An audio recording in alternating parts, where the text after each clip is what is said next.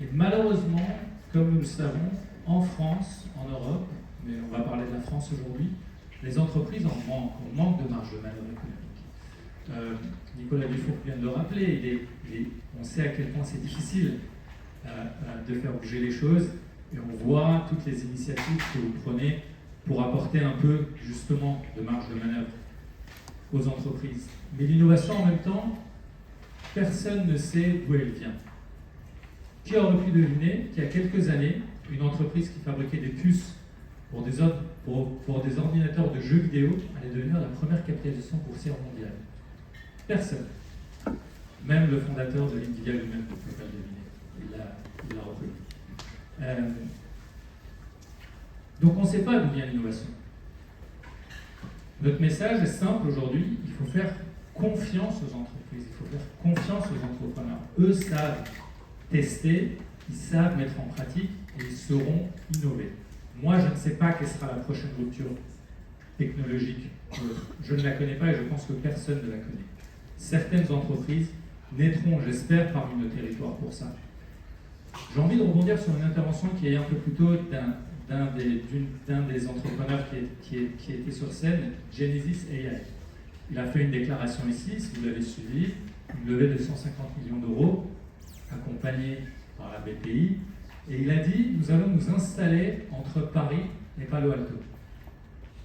Il a dit, Paris, parce que nous avons beaucoup de talent, et avec beaucoup d'élégance, il n'a pas dit pourquoi Palo Alto.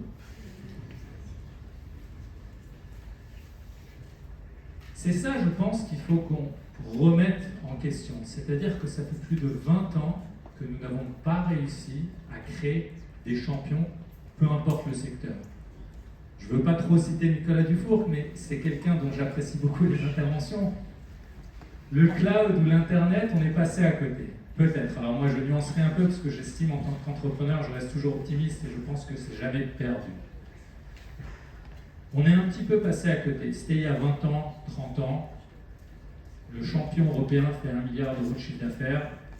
Je vous laisse imaginer ce que font les Américains dans ce secteur. Notre message est qu'on ne veut pas perdre la rupture et l'innovation des 10 prochaines années.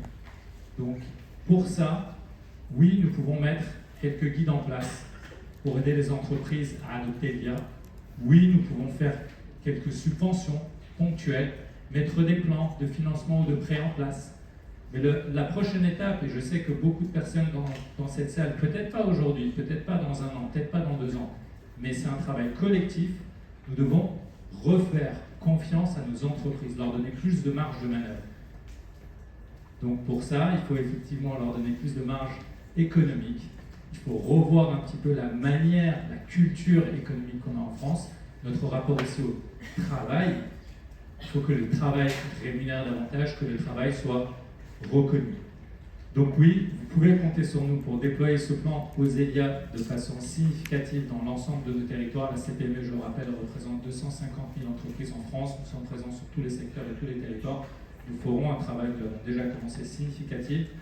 Et on espère qu'au-delà de Osélia, nous oserons aussi dans les prochaines années à remettre notre système en question pour aller plus loin. Et peut-être que les GAFAM de demain seront français. Merci.